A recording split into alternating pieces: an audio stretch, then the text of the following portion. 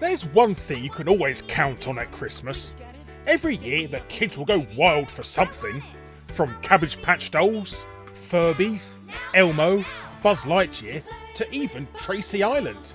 There'll always be one particular toy that captures their imagination. It's a potent cocktail of marketing, visibility and pure appeal that, if you could measure it, bottle it and sell it, would make you richer than Bill Gates. But by accident or design, someone stumbles upon it every year.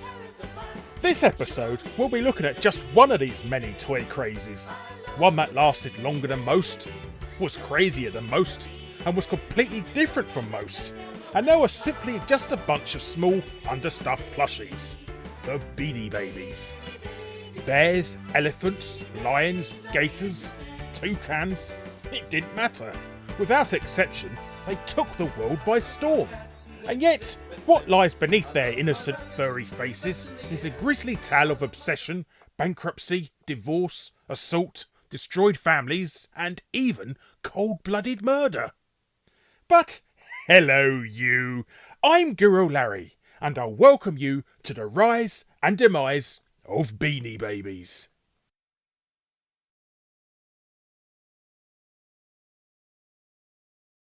Let's start off with the man at the centre of all of this, Ty Warner. This rather enigmatic man from Chicago, seldom photographed and interviewed even less, has devoted his entire life to plush.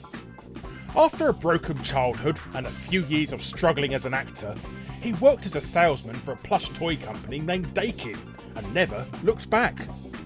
His old boss there said he was the greatest salesman he had ever worked with.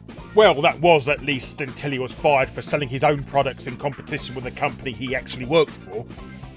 Ty Warner thought he was so good at selling other people's plush that he should start selling his own. And in 1986, he formed Ty Inc. in his home state to sell the toys he loved so much. The first few years were a struggle. The plush toy business was down and not showing many signs of going back up. Flashier toys were the big thing, not to mention video games.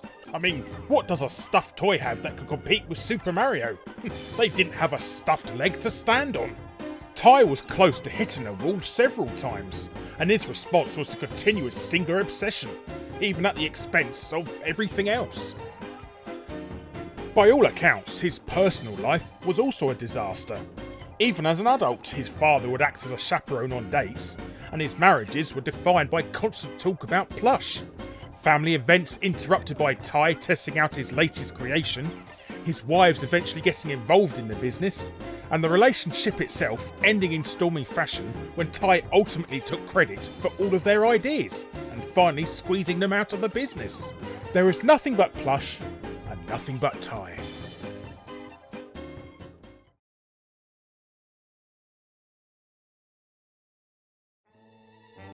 The Beanie Babies were first introduced to the world in 1993, Ty's latest advance in the world of stuffed toys. So, what exactly separates them from the rest of the pack? What Ty ultimately sought after in his plushies was a certain realism. He didn't like toys that couldn't be posed easily, and the posability of beanies were their selling point. So, how is this achieved? Well, simple really. You just understuff the plushie. If you squeeze a beanie, you could almost fill every individual bean. There's not a lot of them in there.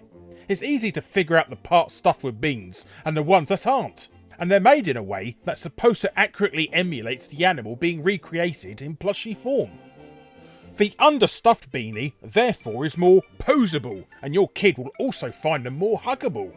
This was also important for Ty's other obsession, getting the absolute best pictures of his dolls, spending hours agonising over the perfect shot that will sell the plush. This also applied to Ty's presence at toy fairs across the country, where the company became famous for their utterly meticulous displays that Warner himself would personally oversee, forever brushing the beanies and obsessing over every last detail. And it would also apply to the factories in China and South Korea where they were made. Ty Warner would spend 6 months of the year over there, ensuring that his products were up to snuff, that the best quality material was being used, and that worker conditions in the factories that made the beanies were good. as a miserable sweatshop would hardly be the place to produce something a child would cherish. No matter the amount of employees he had working for him, and there were never too many, Ty was a one-man army who would do everything if he were able to, and yet, despite this dedication to every step of the business, from design and creation to point of sale, the Beanies hardly took off immediately. For the next couple of years they struggled to sell at all. Kids weren't particularly interested. Perhaps it didn't help that Beanies couldn't be found on the shelves of your local Toys R Us or various national chains, but instead they'd be in smaller mum and pop gift shops and the like. Ty had a fixed price for the sale of Beanies that was not expensive, but he still didn't want to cheapen them by putting them in warehouse stores. But in any case, the Beanies were not successful.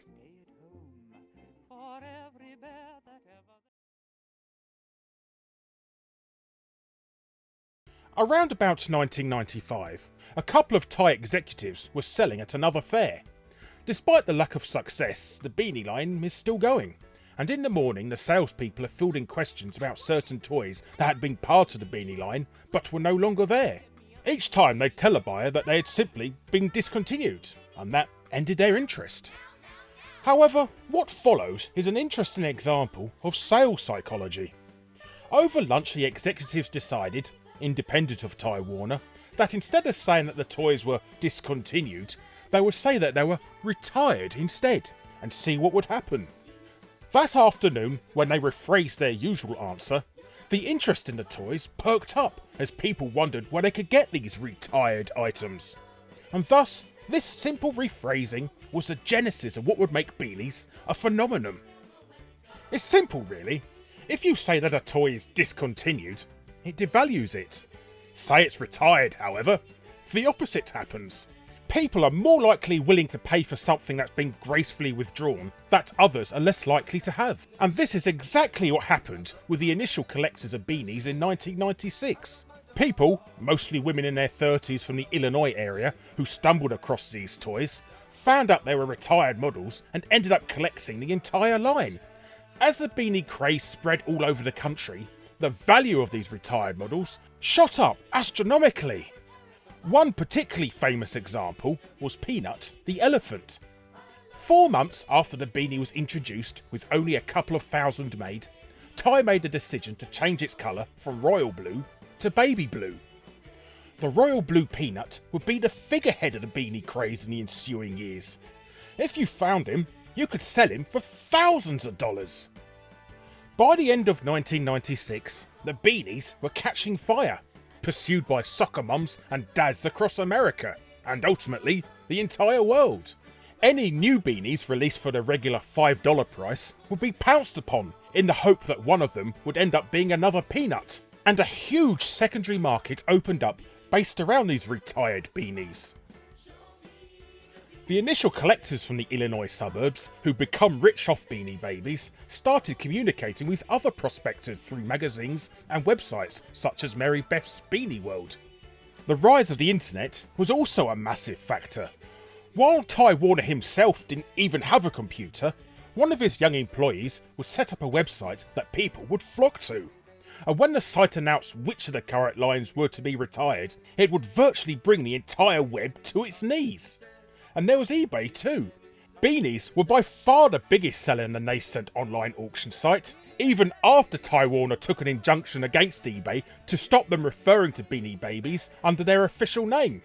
It's fair to say that eBay may not have even survived the dot-com bubble if it wasn't for the success of Beanies in its first few years.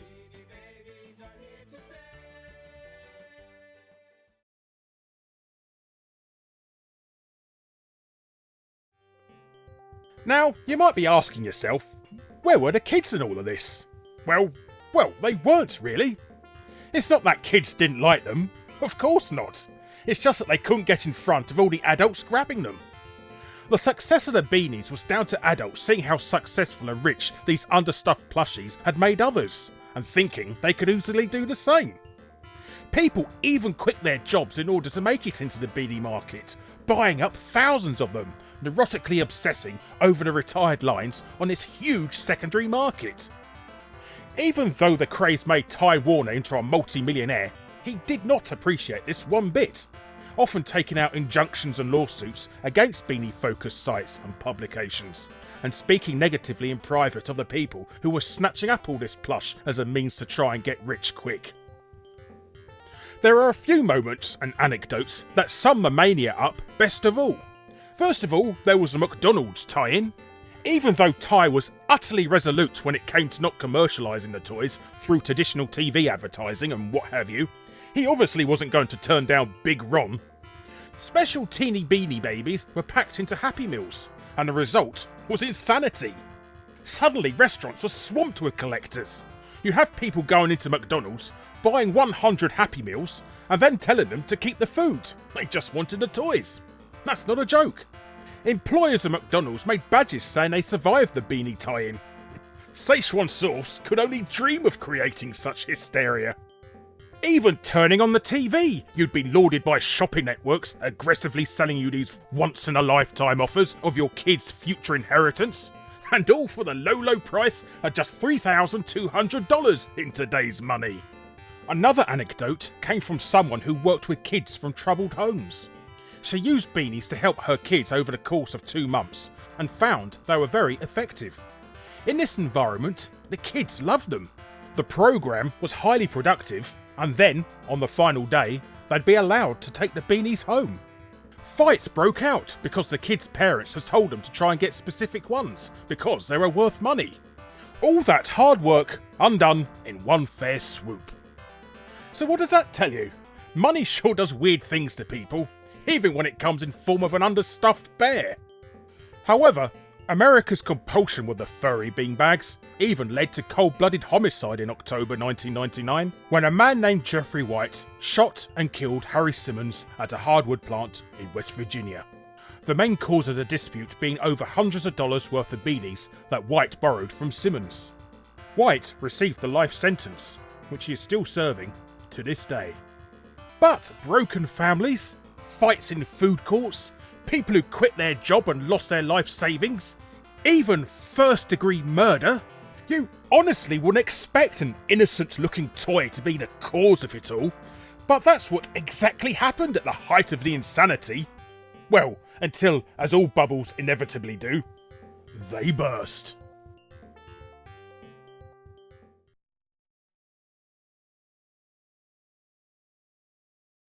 On August 1999, Ty shocked the world by announcing that on December 31st, all Beanie Babies would be discontinued. The secondary market had plateaued, and this was seen as a way to get things going again. It didn't. Instead, it was a nail in the coffin. The market was swamped with tons of retired beanies, and all of them basically not worth anything. This was just too much for the buyers to take, and so most of them decided to bow out. The manufacture of beanies was resumed in 2000 with Beanies 2.0, but the boom was over. Those who still had thousands of beanies, these things that were going to pay for their children's college education, well, they couldn't even pay for their lunch now. Beanies, even new ones, are still somewhat around today. Ty Warner, now 73 with a fortune of $2.5 billion, a series of failed relationships and a conviction for tax evasion behind him, still flies a flag at toy fairs and advertises them on his severely outdated website that he refuses to hire anyone to update. Today, the toys are now little more than a joke, and in a way, it's all kind of sad really. Plush is a strange thing that you either get or you don't.